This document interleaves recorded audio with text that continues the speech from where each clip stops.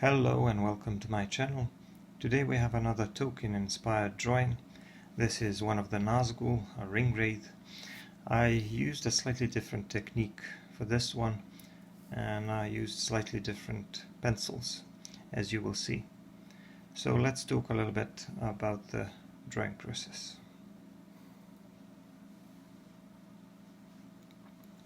First, I want to say a few words about my materials. I used a darker piece of paper.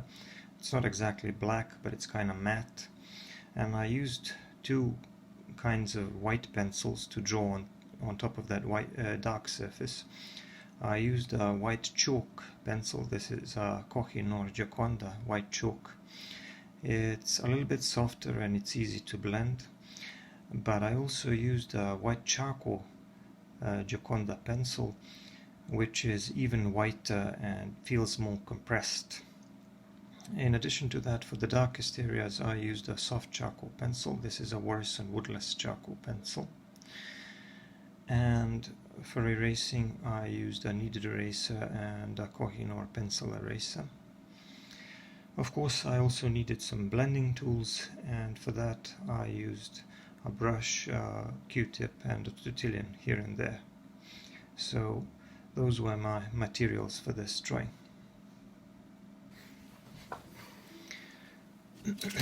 I'm going to start with a sketch. I'm going to use this piece of glassine paper under my hand to prevent smudging, and I'm going to do the sketch with that white chalk pencil. Like I said, this pencil feels a little bit softer than the white charcoal pencil, and the trace it leaves isn't really as white. It's a little bit more transparent, and it's a little bit more easily moved and smudged. So I'm going to be using the other pencil, the white charcoal pencil, for the whiter areas or the lighter areas, the highlights, because that one seems to stick to the surface a little bit more.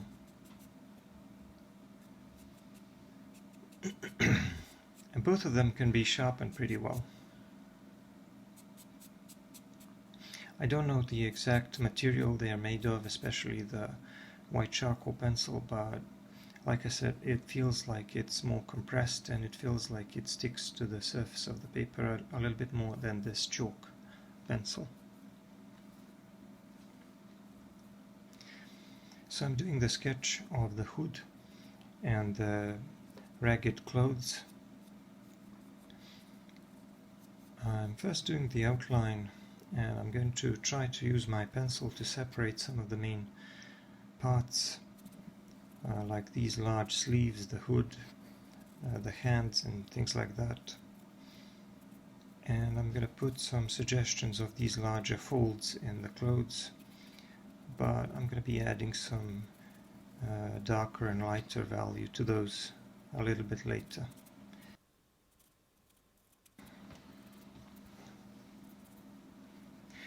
I'm doing all of this in freehand, and I want to say a few words about my reference photo. As a reference, I used a picture of a plastic figurine, a plastic Lord of the Rings figurine, and I used that as a reference for one of my drawings before, but this time I wanted to do something slightly different. I wanted to create a larger drawing with a little bit of background, and I also flipped the image horizontally because I wanted the Nazgul to hold the sword in its right hand rather than the left one.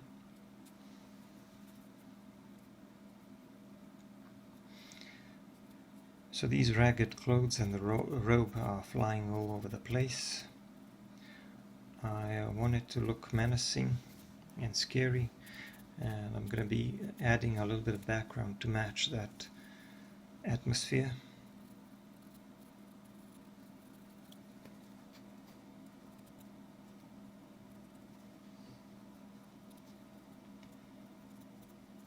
The other hand is going to be here, and he's wearing one of those armored gloves like in the movie that consist of some kind of scales or something.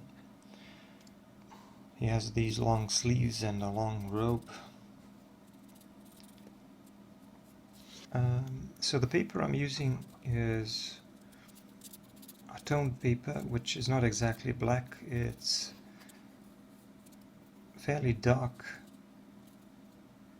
but my darkest soft charcoal pencil should show nicely on top of it. And now I'm going to use that charcoal pencil to add the darkest areas in my drawing. One of the darkest areas is going to be here under the hood, where the face is supposed to be, but the face is not there, obviously.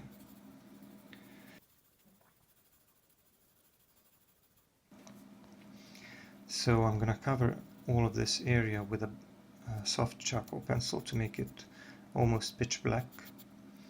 But I'm also going to be using that charcoal pencil to add in some of the darker areas in between the folds and to add some shadows on the body. And I'm going to be blending that around a little bit to integrate it into these lighter areas and create some sort of a transition. So I did my initial shading with this white chalk, and I soon realized that I'm going to need to do some blending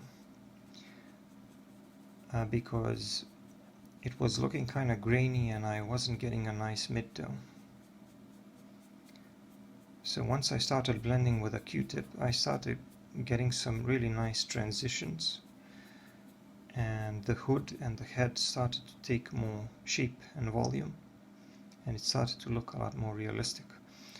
But because I created a little bit of a mess around the edges, I needed to do some cleaning up with my erasers. Eventually, here on the top of the hood, I realized that I was going to need something even lighter than this white chalk, something that sticks to the surface a little bit more. So I decided to put in some white charcoal, as you will see in a minute. But at this stage I was still adding in some of these darker areas with my soft charcoal pencil. I didn't really use a medium charcoal pencil because it wouldn't really show up that much against this background, because the background is fairly dark. But the soft charcoal pencil is very dark, and it was showing up very nicely against this dark paper. And the combination of these two types of pencils was allowing me to create a lot of volume very quickly without too much shading. Now the tricky bit about all of these clothes is the fact that there are so many folds, and I needed to shade them to make them look realistic, and in order to do that you need darker and lighter areas. The darker areas are in between the folds, and the lighter ones are where the folds stand out. So I blended this area to the right as well a little bit with a Q-tip,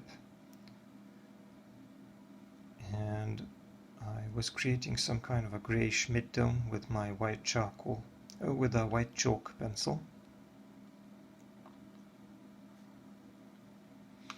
And the darkest areas with a soft charcoal pencil.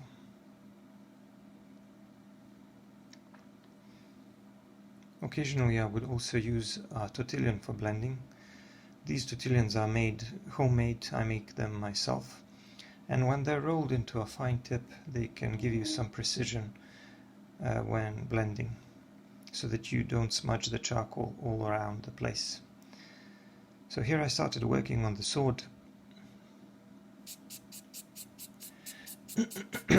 and I wasn't really happy with the amount of contrast I was getting, and I was also not happy with the lines that I was getting, because like I said, this chalk is a little bit too soft for this type of work. So I'm going to have to use some additional tools for that. So here I decided to push in that chalk using a short cropped brush. This is a bristle brush and it's pretty stiff, and it allows me to push the charcoal and chalk around and push it into the paper. So once I blended that, I had to clean up the edges a little bit so that it would look like a real sword. And then I used one of those white charcoal pencils. Like I said, I'm not really sure what the material is, but it's more compressed than the chalk and it sticks to the surface a little bit better, and you can see that the trace or the mark that it's leaving is a lot lighter. It's almost completely white, and that's what I needed for these highlights, because in some places, like here on the sword, I need these very strong highlights which are almost completely white because it's metal, and I need those bright highlights to stand out. I added a few of them on the sword itself, and the hilt of the sword, of course, is also going to have a few of these highlights.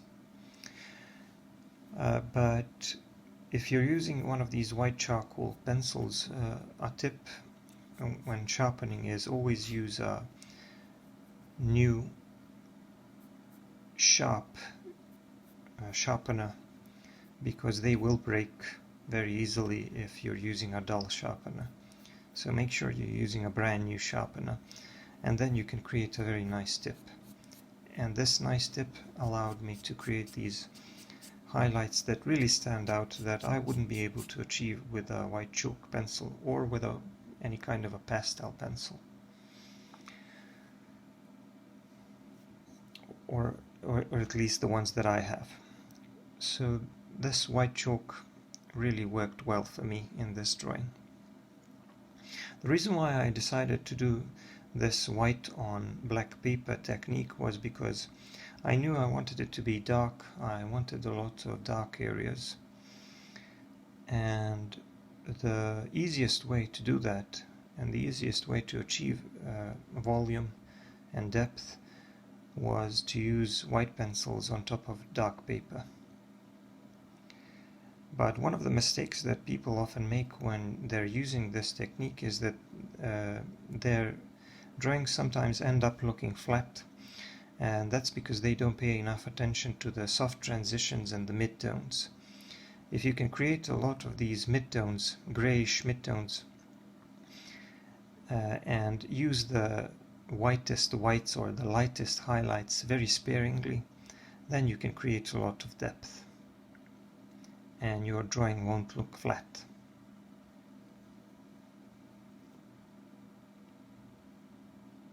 So you can see how nicely these folds in the sleeve are starting to stand out. The Nazgul is really starting to look 3D. But I'm not going to stop there. I'm going to be adding a little bit of background later, as you will see. Now we have a little bit of this robe flying to the other side as the Ringwraith is moving forward. So that makes it even more menacing. But the clothes are all tattered and ragged and old, so I need to make these edges kind of irregular, but you can see how much contrast there is between these lighter and darker areas. That's because of the light source which is coming from above, and from above and slightly behind the Ringwraith, and those surfaces, those parts of the robe which are facing the light source, are a lot lighter, and those which are facing away, or which are deeper in between the clothes or in the folds, they are quite dark.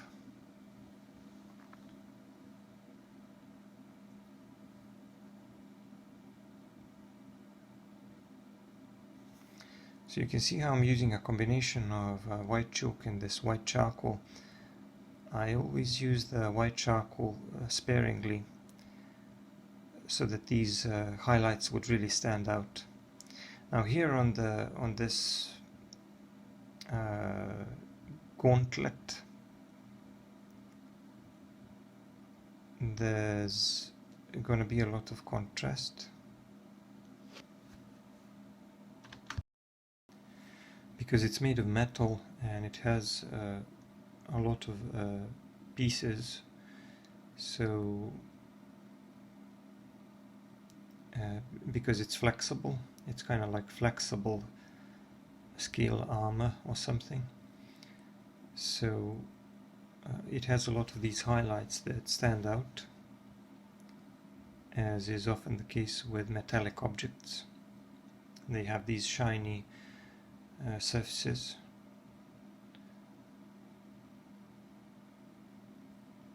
I'm doing the sleeve on the right, but I'm gonna make it a little bit darker so that this hand and the gauntlet would stand out, as well as the hilt of the sword. And the end of that hilt is also very shiny, and it kind of looks like some kind of a crown, reverse upside down crown, or a tooth, I don't know what it is. And now I'm doing the gauntlet on the other hand. I'm first going to establish that mid-tone and some of the darker areas in between, and then I'm going to use the white charcoal pencil for the highlights to stand out. But I'm going to add a few more darker areas in between so that we could have even more contrast. So like I said, it's some sort of a flexible armor, complex flexible armor on those gauntlets, which allows them to bend the wrist as well as the fingers. And similar armor is on the feet as well, but not much of that is going to be visible. So I'm doing the rest of the robe now. I want to make the part around the midsection a little bit darker because it's in the shadow, so that the arm and the sleeve on the left would stand out, and so that the parts of the robe which are flying to the side here would stand out as well. So the part around the midsection is going to be a little bit darker, and here around the knee, or just under the kneecap, that part also needs to be darker, so I'm going to shade that as well, because the light is coming from above, so the knee and the part below the knee is going to be a little bit darker, and the part above the kneecap, the thigh, is going to be lighter because it's getting more light. Down below the feet, I'm going to create some suggestions of rough terrain, like maybe there's some stones or rocks there. But first I'm going to shade the rest of the clothes.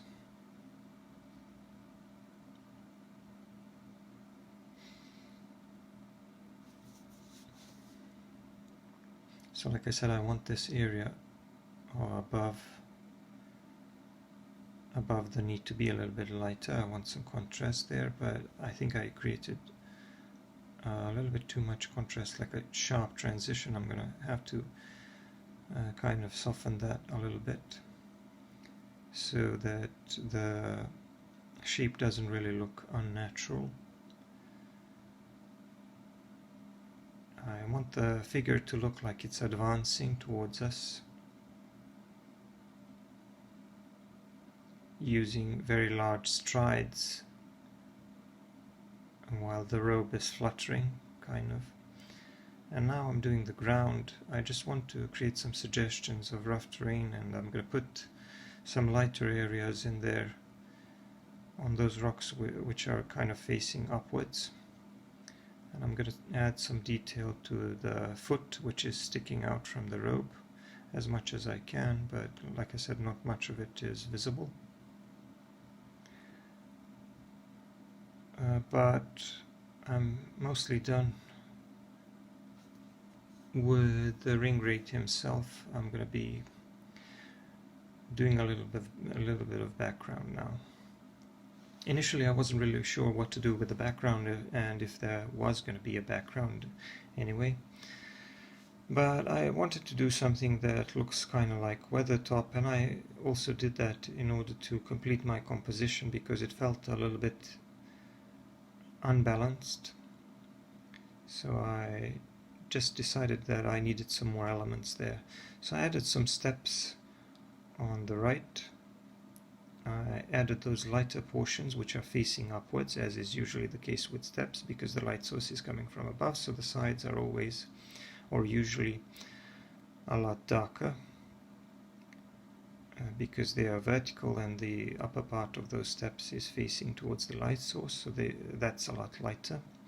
But I want to make that surface a little bit irregular so that they look like broken steps with some cracks here and there and a lot of texture. And I'm going to do a little bit of those on the other side as well. So now we have some steps, and now I want to add some arches and some pillars in the background, like those that you could see on Weathertop. And Weathertop is like an old watchtower. It's basically ruins of an old watchtower, so I'm gonna try to capture some of the atmosphere of that place. If you haven't watched the movie or read the book, you probably don't know what I'm talking about, but it's one of the places where this scene, it's a place where this scene takes place. And now I'm shading this pillar here, trying to separate some lighter and darker areas. I want this part of the pillar to be a little bit lighter, but I don't want too much contrast. I don't want it to be too distracting, so I'm going to soften everything a little bit with a brush, and I'm going to fade everything downwards to create additional contrast. On the right side I'm going to add a little bit of soft charcoal to make this area a little bit darker. And I'm going to do the same thing for the sake of balance in the lower right portion as well. So I wasn't really happy with the pillar on the right, so I made some adjustments, and I didn't want to put too much detail in there either. So like I said, I have a very, very nice inconspicuous background which is just there, just enough to complete my composition and make it more balanced.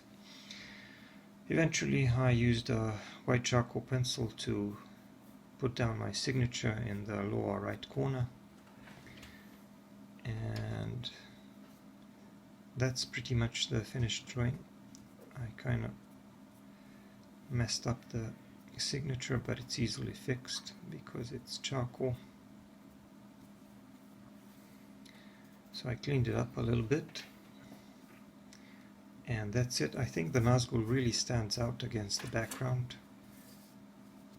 because of the white pencils. I removed the tape and sprayed it with a fixative, and this is what it looks like.